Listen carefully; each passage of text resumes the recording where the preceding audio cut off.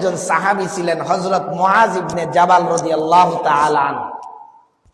মুআজ ইবনে জাবাল রাদিয়াল্লাহু তাআলা আনহু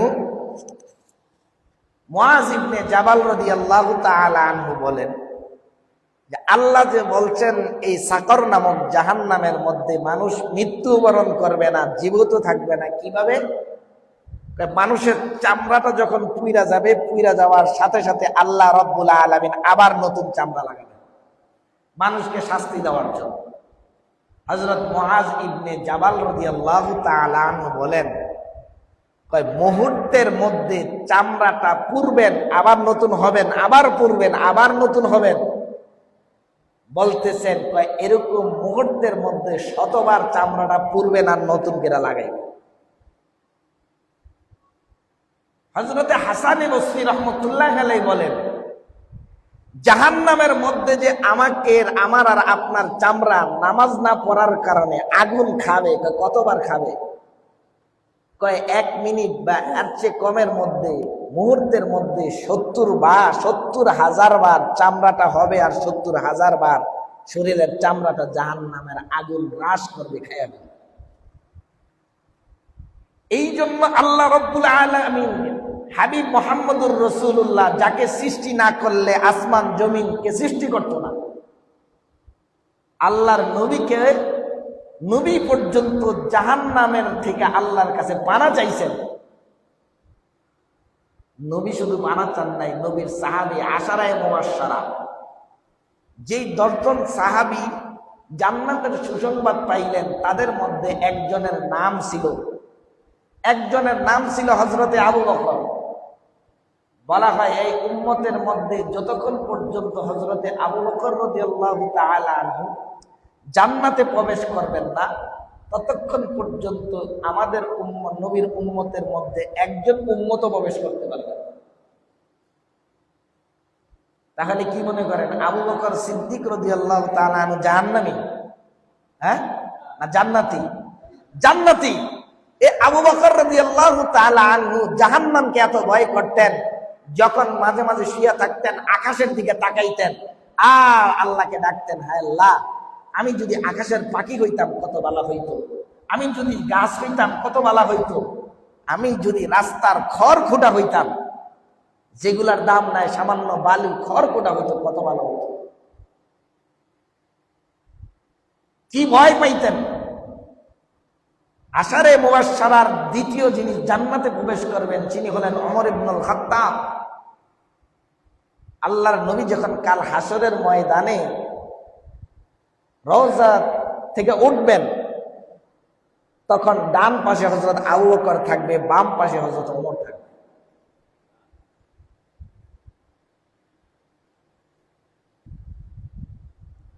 হযরত ওমর রাদিয়াল্লাহু তাআলা আনহু মৃত্যু সজ্জায়, আবু লুলু নাম বা অন্য একটা নাম এরকম, তার বাবার বিচার করছেন, কিন্তু বিচার তার মন মতো হয় না। এই জন্য ওমর রাদিয়াল্লাহু তাআলা আনহুকে হত্যা করার চেষ্টা করতেছে।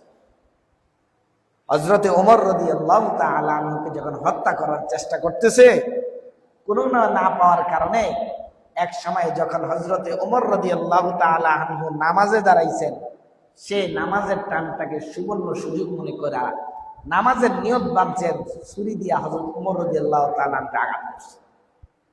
আঘাতের কারণে হযরত ওমর জমিনের মধ্যে পড়ে গেছেন। ওমরে মাটির মধ্যে পড়ে জিজ্ঞেস করতেছে, আমারে হত্যা করছে কে? কওমকে হত্যা করছে। ওমর বলতেছেন, আলহামদুলিল্লাহ, আমার রক্ত কোন মুসলমানের হাত দ্বারা বের হয় না, শরীরের রক্ত কোন মুসলমানের হাত দ্বারা বের হয় না। মৃত্যুর সময় ওমর কাঁদেন। হযরত আব্বাস রাদিয়াল্লাহু তাআলা জিজ্ঞেস করে, আপনি কাঁদেন কেন? কাঁদেন আল্লাহর কাছে শাস্তির ভয়ে, আল্লাহর কাছে মাপ চান। যে ওমরের ব্যাপারে আল্লাহর নবী বলছেন, আমার পরে কোনো নবী হবে না, যদি হইতো ওমরই হবে। আর আমরা জাহান্নামের কথা শুনলে আমাদের কাছে এটা মনে হয় নাই সাকর, সাউসলিহি সাকর। জাহান্নামের মধ্যে বেনামাজি যারা হবেন তাদেরকে জিজ্ঞেস করবে, কোন জিনিসে তোমাদেরকে সাকর নামক জাহান্নামে আইনা ফালাইল?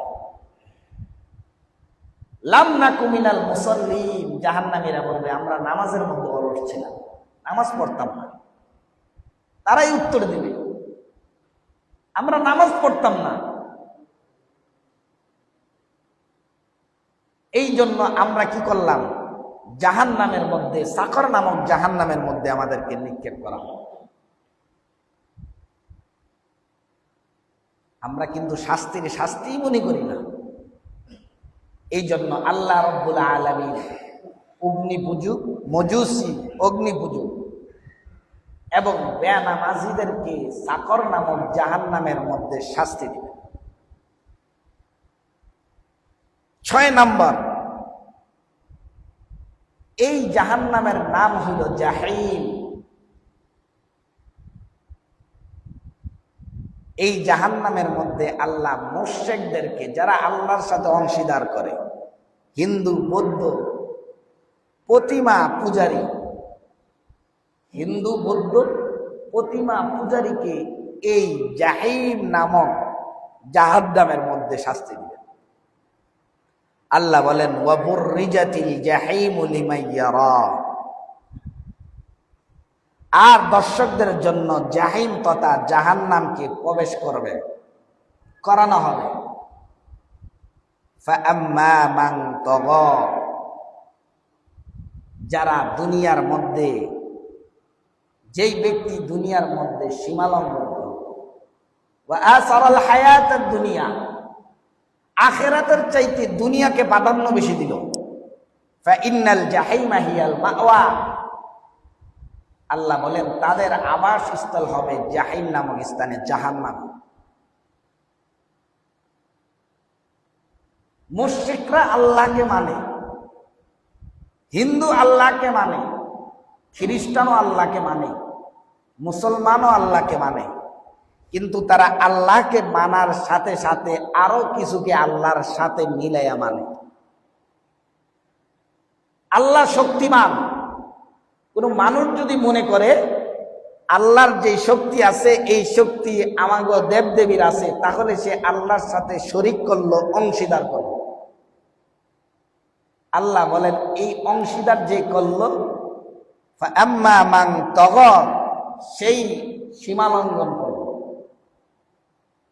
আমাদের দেশের অনেক আছে, অসুস্থ হইলে, বিপদে পড়লে আমাদের মুসলমানদের মধ্যে একদল আছে সুস্থ করে দিব, নিরাপত্তা আমাদের বাবা দান করবে। বাবা, মাজারের বাবা আমাদেরকে কি করবে, সুস্থ করবে। মাথার উপরে, মাথার নিচে, ডাইনে বায়ে সামনে বাবার ছবি লাগায়, বাবা আমার সুস্থ করে দাও, বাবা আমাদেরকে সুস্থ করে দাও। তাহলে আল্লাহ বলেন অসুস্থ দেওয়ার মালিকও আল্লাহ, সুস্থ করার মালিক কে? অসুস্থ করেন আল্লাহ, সুস্থ করেন আল্লাহ। বাবার ক্ষমতা নাই অসুস্থকে অসুস্থ দেওয়ার, বাবার ক্ষমতা নাই অসুস্থকে সুস্থ করার। যে বাবার কাছে আপনি সুস্থতা, অসুস্থতার জন্য ফরিয়াদ করতেছেন, ভিক্ষা করতেছেন, সেই বাবাই অসুস্থ হইলে বাবাকে সুস্থ করে কে? তাহলে আপনি বুঝাইলেন আল্লাহর যেমন সুস্থ করার ক্ষমতা আছে, আমার বাবারও সুস্থ করার ক্ষমতা আছে। তাহলে আল্লাহর যে ক্ষমতা, সেই ক্ষমতা আপনি আপনার বাবার সাথে লাগাইলেন, তাহলে আপনি আল্লাহর সাথে অংশীদারিত্ব করলেন। একে বলা হয় মুশরিক, এই আল্লাহর সাথে শিরক করলেন। আল্লাহ বলেন আমি সব গুনাহ মাফ করব, কিন্তু শিরিকের গুনাহ আমি মাফ করব। বাবার সাথে লাগাই, তাহলে এটা একটা শিরিক। আমাদের অনেক মুসলমানেরা না জানি না আরো কয়েকটা শিরিক করে। শিরিকের কথা যেহেতু উঠছে, আমাদের দেশের মধ্যে কিছু গাড়ি চালক আছে, ড্রাইভার আছে, বুঝছেন ভালো করে শিরিকটা কিভাবে হয়। গাড়ি চালক সকালবেলা গাড়িটা নিয়ে রাস্তায় বের হয়েছে, প্রথম টিপে নাকি পুরা গাড়ি না বললে সারাদিন তার দিনটাই খারাপ যায়। গাড়ি চালাইতেছে, আমি আমার কুমিল্লাতে দেখছি, গাড়ি যাইতেছে, ড্রাইভার সারাটা রাস্তায় গাইলাইতে যাইতেছে, কাহাই হায় যাত্রী পাইতেছি না, যাত্রী যদি না পাই তাহলে আমার আজকের দিনটা খারাপ যাবে। আপনাকে কে বললো আজকে আপনার দিনটা খারাপ যাবে? কোন হাদিসের মধ্যে পাইছেন যে প্রথমে যদি যাত্রী না হয়, গাড়িগুলা না ভরে, তাহলে আমার কি হবে? আমার আজকে সারা দিন খারাপ হবে। আপনি কেমনে জানলেন? আল্লাহ তো আপনাকে বলে নাই আপনার সারা দিন খারাপ হবে।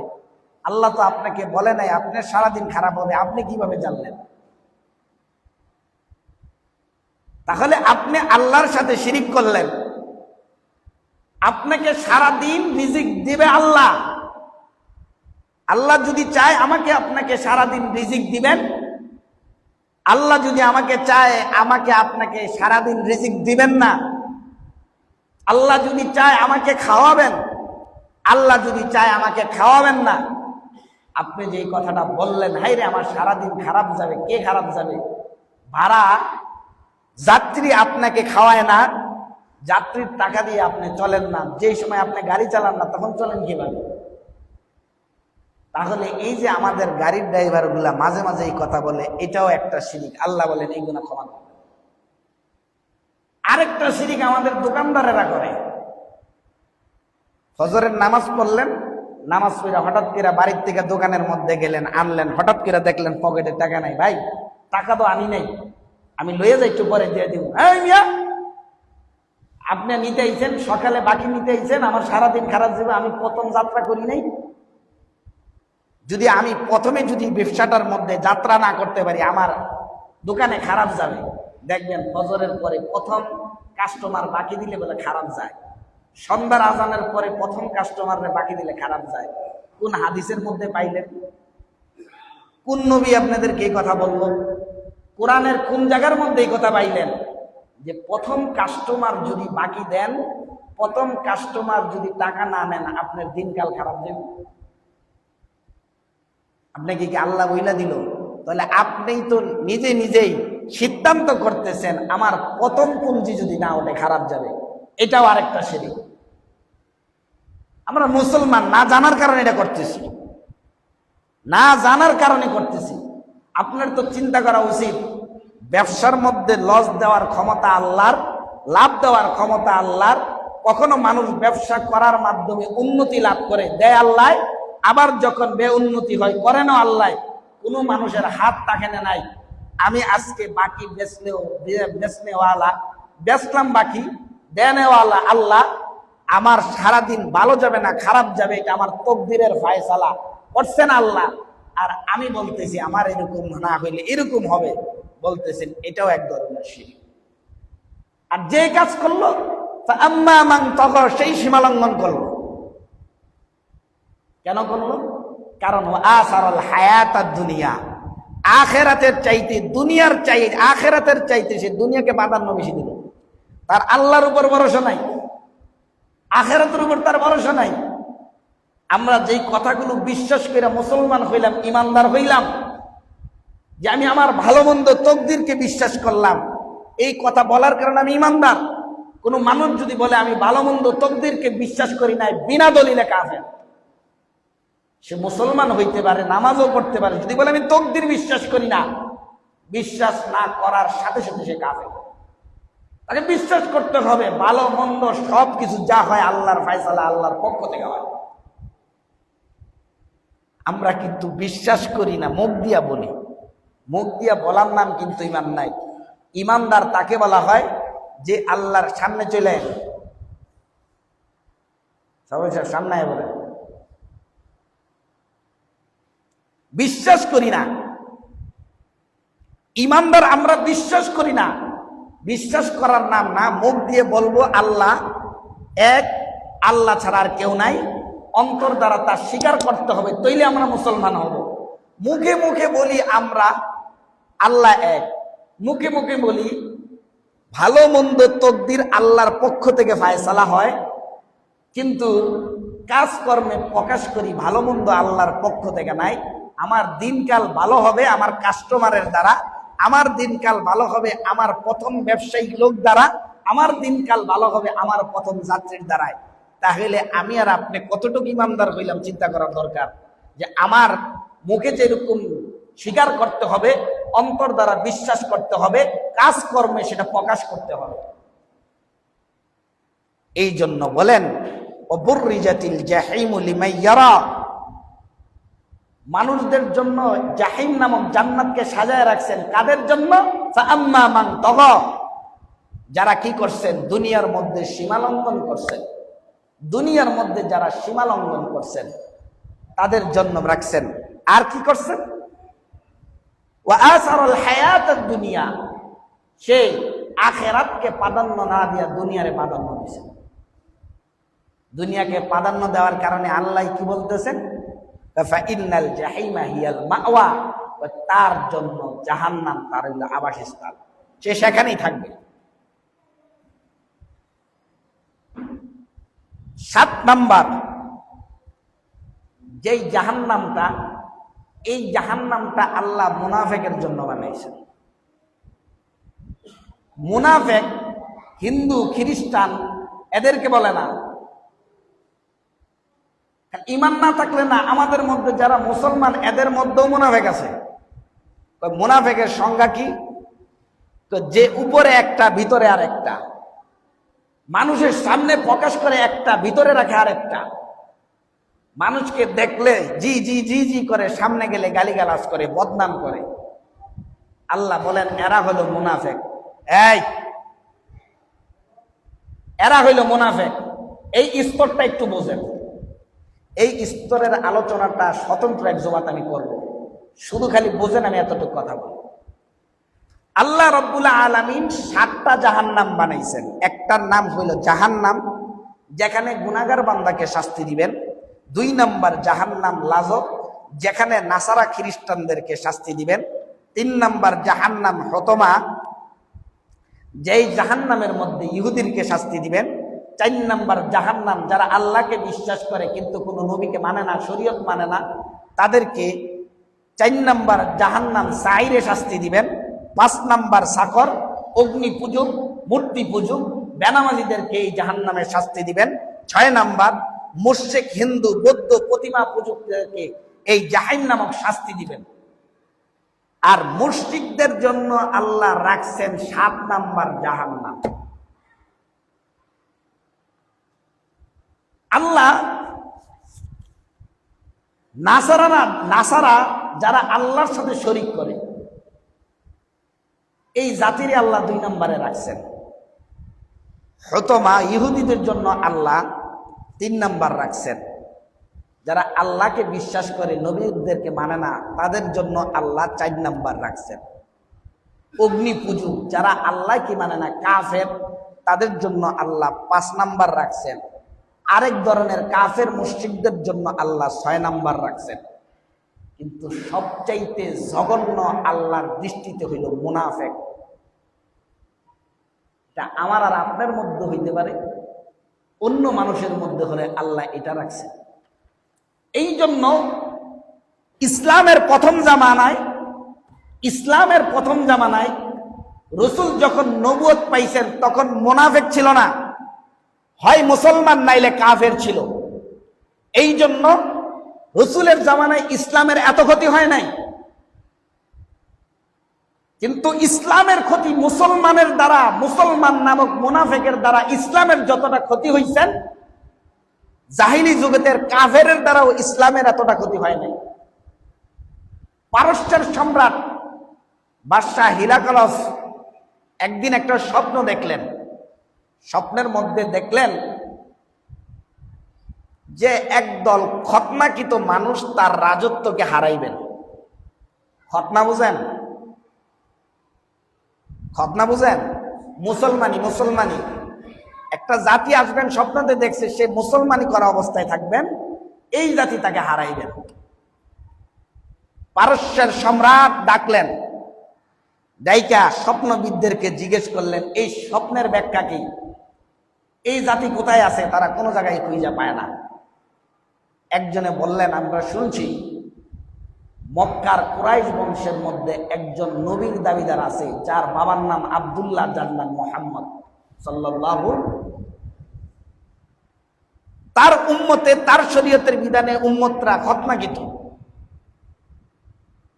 বলছেন আমাদের শহরের মধ্যে কোনো ওই মক্কা কুরাইশ বংশের কোনো ব্যবসায়ী আছে কিনা? বলে আছে। এদেরকে নিয়ে আসো। এদের মধ্যে তখন সে ইসলাম গ্রহণ করেন নাই আবু সুফিয়ান। হযরতে আবু সুফিয়ান তখনও ইসলাম গ্রহণ করেন নাই। বলছে তোমরা আইনা উপস্থিত করার পরে বলছে তোমাদের উপস্থিতিদের মধ্যে মক্কার কুরাইশ বংশের আব্দুল্লাহ, বাবার নাম আব্দুল্লাহ, ছেলের নাম মুহাম্মদ সাল্লাল্লাহু আলাইহি ওয়াসাল্লাম, ওনার একবারে নিকট বংশের কোন লোককে এখানে আসো। আবু সুফিয়ান বলে আমি তার নিকট বংশের লোক, সামনে আসো।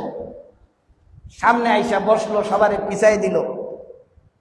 লম্বা ইতিহাস, সময় নাই, অনেকগুলা প্রশ্ন করল। আবু সুফিয়ান বুইয়া চিন্তা করলো রসুলের নামে এমন কিছু কিছু কথা তিনি আগে পরে কইবেন যেই কথার কারণে পারস্য সম্রাট রসুলের উপর নারাজ হইয়া রসুলের উপর আক্রমণ করবেন। আবু সুফিয়ান রাদিয়াল্লাহু তাআলা আনহু অনেক বছর পরে যখন মুসলমান হইলেন, উনি বলতেছেন আল্লাহর কসম, ওই সময় যখন পারস্যের সম্রাট যখন আমাকে প্রশ্ন করছিল, আমি চাইছি রসুলের নামে উস্কানের জন্য সম্রাটকে, কিন্তু সম্রাট এমন প্রশ্ন আমাকে করতেছেন বাড়ানোরও কোনো ক্ষমতা নাই, পিছানেরও কোনো ক্ষমতা নাই, আর আমি মিথ্যাও বলতে পারবো না। কয় কেন মিথ্যা বলতে পারবো না? মিথ্যা বলতে পারবো না এই জন্য আমাকে মিথ্যাবাদী বলবে যে মক্কা কুরাইশগঞ্জের নেতা, সে মিথ্যাবাদী। তাদের মধ্যে এতটা আত্মসম্মান বোধ ছিল, কাফের হওয়ার পরেও তারা মিথ্যা কথাকে এতটা জঘন্য অপরাধ মনে করছে। আবু জাহেল বলতেছেন আল্লাহর নবী সাথে শত্রুতা, সাইডে নিয়ে যদি জিজ্ঞেস করছে আবু জাহেল, তোমরা না আব্দুল্লাহর ছেলে মোহাম্মদকে as-সাদিকুল আমিন বলে উপাধি দিছো, তোমরা নাই বলছো চির বিশ্বাসী, চির সত্যবাদী, তুমি তার বিরোধিতা করতেছো কি মানুষটা ভালো না?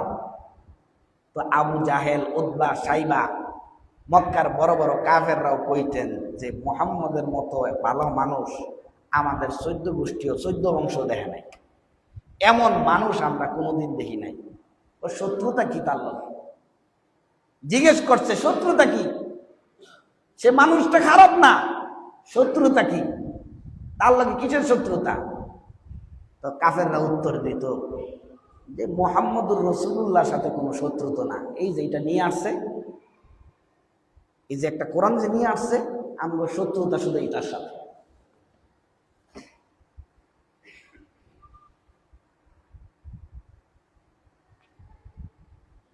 কাফেররা পর্যন্ত রসুলকে সত্যবাদী বলতেন।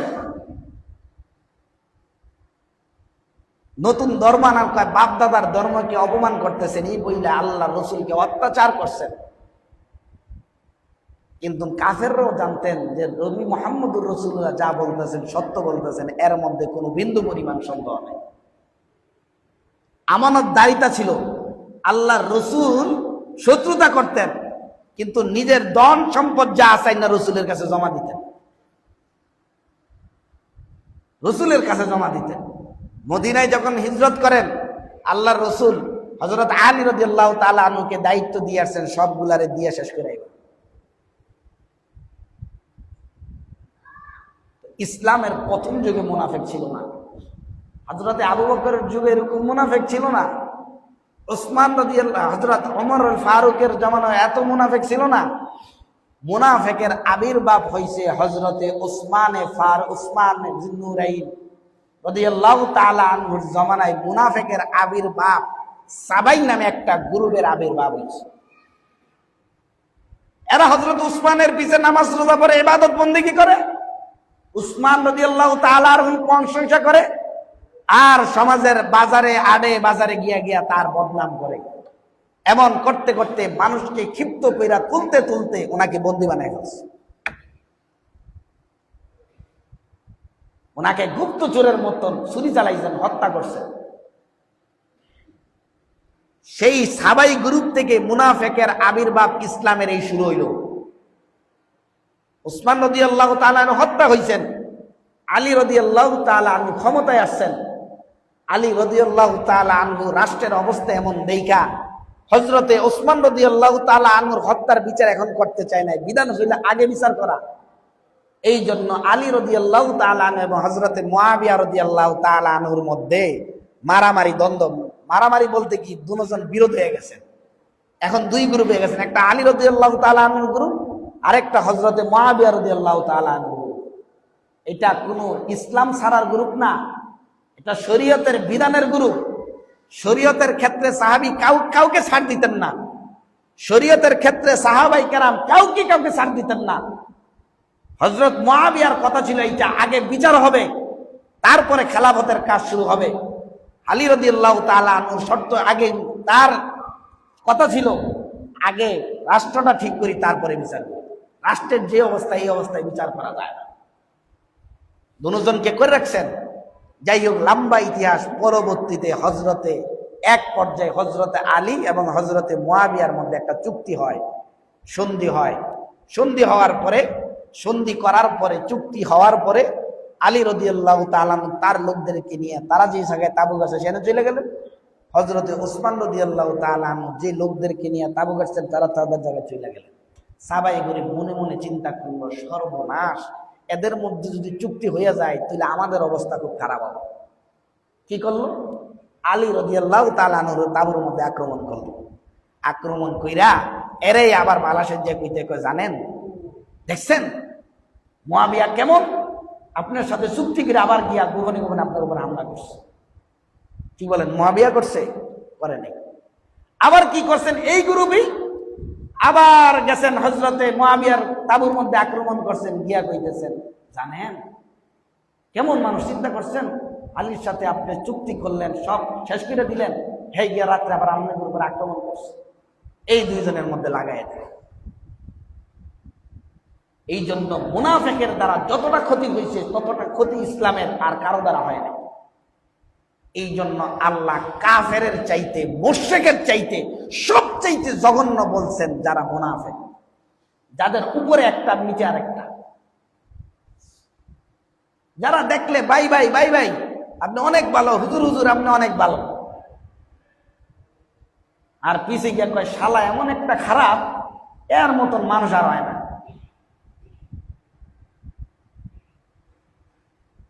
এদেরকে বলা হয়েছে মুনাফিক। এমন মুনাফিক যদি সমাজের মধ্যে একটা থাকে, একটা মুনাফিকের কারণে পুরা সমাজ ধ্বংস। এমন মুনাফিক যদি কারো একটা পরিবারের মধ্যে থাকে, একটা পরিবার ধ্বংস। এমন মুনাফিক যদি একটা রাষ্ট্রের মধ্যে থাকে, রাষ্ট্র ধ্বংস।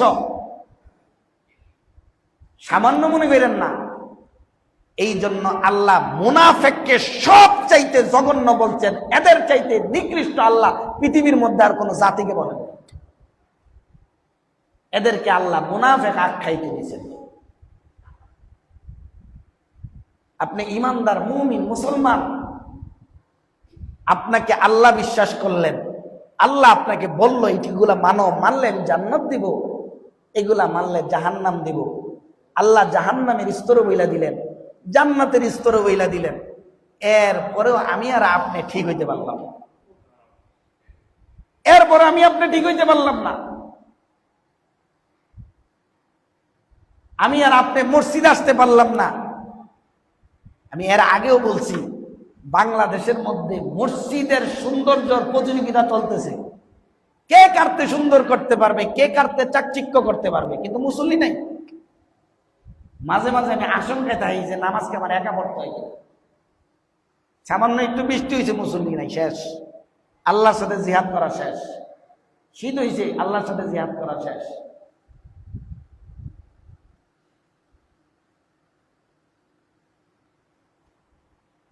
এই জন্য আল্লাহ রসুল বলেন, আমি মেয়ারাজের রজনীতে গেলাম। মেয়ারাজের রজনীতে যাওয়ার সময় প্রতিমধ্যে দেখলাম কিছু মানুষের মাথাকে আল্লাহ চূর্ণ, একদল মানুষ তাকে পাথরের দ্বারা চূর্ণ বিচূর্ণ করতেছেন, আবার আগের মতন আবার চূর্ণ বিচূর্ণ করতেছেন। আল্লাহ রসুল জিব্রাইলকে জিজ্ঞেস করলেন, এরা কারা? জিব্রাইল উত্তর দিলেন, ইয়া রাসূলুল্লাহ, এরা হলো তারা যারা দুনিয়ার মধ্যে নামাজে অলসতা করত। যারা দুনিয়ার মধ্যে নামাজে অলসতা করত, কিয়ামত কিন্তু শুরু হয় নাই, কবরের জগতের শাস্তির কথা বলতেছি, এরকম ভাবে করবে।